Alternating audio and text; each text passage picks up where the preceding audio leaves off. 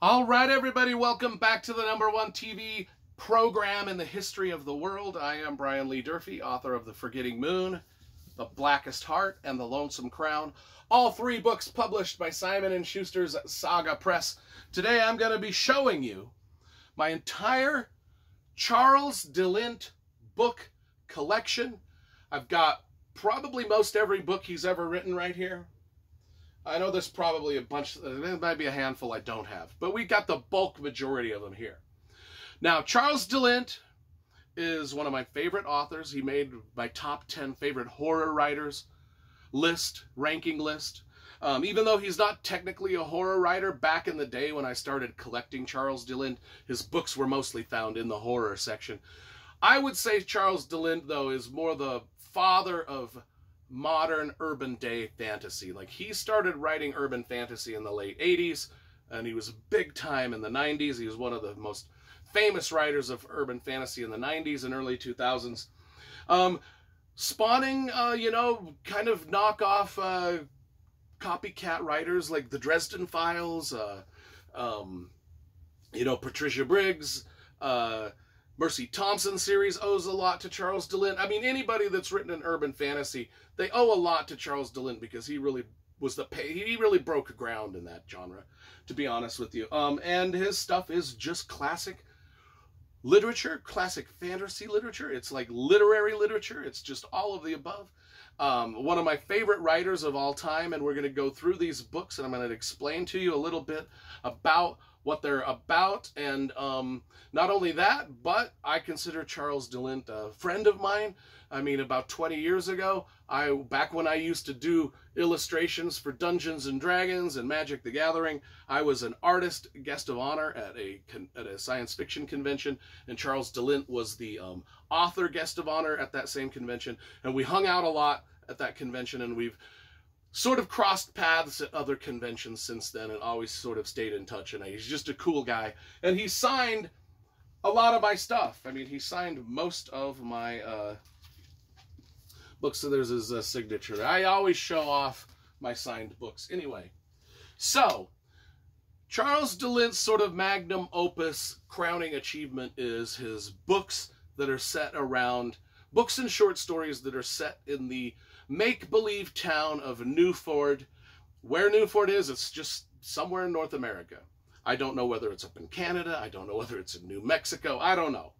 It's just somewhere in America, a city of Newford, and he has created I got about 30 of his books. About 15 of them are centered in this city of Newford. And Newford is a place where regular people live and work and do regular things, but just sort of underneath the surface, sort of like in your Dresden Files or in Simon R. Green's Night Side series, there's just sort of like these little portals to little magical places where the fairies and elves and gnomes live, and the evil creatures and things like that. So this kind of like, that's the setting of urban fantasy that Charles de Lint has done in the city of Newford. And the books and short stories that are about that city, they're all sort of interconnected. They're all standalone novels, standalone short stories, but they're all semi-interconnected.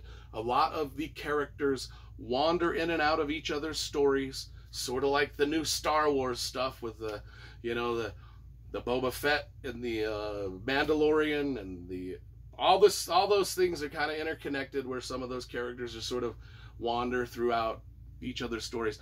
Like the Onion Girl is about Jilly Coppercorn. Well, Jilly Coppercorn is the main character in The Onion Girl, but she's kind of a side character in a lot of the other stories, and vice versa. You get what I'm talking about. So if you're interested in that, let's go ahead and look at these books. Now I'm going to start over here with some of his older works. In fact, From a Whisper to a Scream, that was his very first Newford story, and it's more of a hard-boiled mystery set in Newford. And then we've got I'll Be Watching You, another one of his really great mystery novels. Like I said, Charles de Lint is a little bit like Stephen King. He's got his multiverse universe that he's working in, but a lot of other standalone things too. This straight-up fantasy book, Jack of Kinrowan, He's written a lot of epic type fantasies too. Green Mantle is a good one. And 90% of his books were published by Tor. Just, you know, The Little Country, Yarrow, The Wild Wood, Into the Green. You'll notice a lot of these covers are done by John Howe and Alan Lee, who worked on the Lord of the Rings. But most all of these covers are really well done. Like, I really like that one. Now, a lot of the stories that he does that don't take place in Newford take place in the desert Southwest. He really kind of encompasses a lot of the lore of the desert Southwest. Malungro, another one of his hard-boiled mysteries. Moonheart, another fantasy. Spirit Walk, more fantasy. Now let's show you some of his more these are some of his more modern books that I've collected in hardcover, and most of these are part of his Newford series. Memory and Dream, Trader, probably my favorite of his books. Trader, that's a really cool cover, and I think I don't know if he signed this one or not. No, that's not one of them he signed. Someplace to Be Flying, another Newford book. Oh my goodness, those are falling. The Onion Girl, I should have just let them fall. I let everything fall. The Onion Girl, he signed that one to me. That was a good, nice John Jude Palencar cover. Another great Palencar cover for Forests of the Heart. Spirit in the Wires, another Newford story. The one that the book that I just read and reviewed on my channel that inspired me to do my Charles de Lint collection, Widdershins. And then Mystery and Grace. This is a great book too. Now, let's go into his young adult novels. He's got a couple of young adult novels that he did, which were really cool. One of them was Little Girl Lost. I like that cover. That's pretty cool. If you like Buffy the Vampire Slayer, you'll like Charles de Lint. The Blue Girl, The Painted Boy, and now these are all of his short story collections. Now, all of these short stories are set in the town of Newford. So, his short story collections, Dreams Underfoot, again, another great John Jude Palencar cover. Ivory and Horn, another great John Jude Palencar cover. Moonlight and Vines, another great Palencar cover.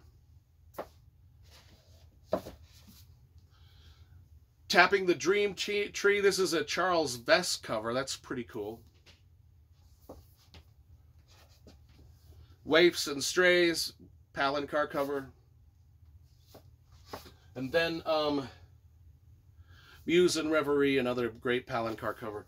And now I will get into, now I also just bought, and these 5 books will show up on my January book haul. I just bought some of his self-published stuff. Yeah. So all of this stuff was published by Tor. And now he's got a few that he did that he self-published, and I decided to get those. And that is Promises to Keep. That's a pretty cool cover. Let's see, this is Eyes Like Leaves. That's a great cover too. That's cool. The Wind in His Heart. That cover could be a little better. And then these 2 books that are part of the Newford series also. Juniper Wiles. This is a character from the Newford series, Jennifer Wiles. And so there we go. We've got the entire Charles de Lint book collection. Like I say, I think I could compare these mostly to the Dresden Files. Maybe a little bit of Well, a lot, quite a bit. I compare it a lot to Buffy the Vampire Slayer, to be honest. That's probably what I'd compare it mostly to. So if you're interested in that kind of thing, the father of urban fantasy, Charles de Lint, start collecting these because you won't be disappointed.